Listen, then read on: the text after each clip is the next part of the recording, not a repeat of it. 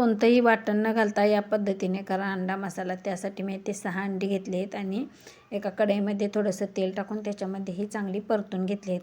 येथे मी थोडंसं काश्मीरी लाल तिखटही टाकलं आहे.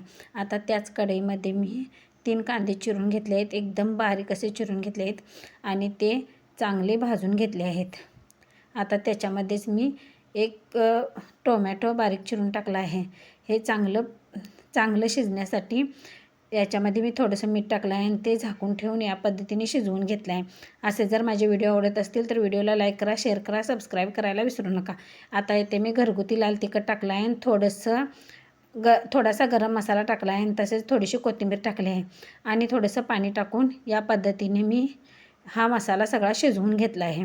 आता अंड्याचे मी 2 भाग केले आहेत आणि ते या पद्धतीने मसाल्यात टाकून घेतले आहेत. इथे आपला अंडा मसाला तयार झाला आहे, झटपट असा आणि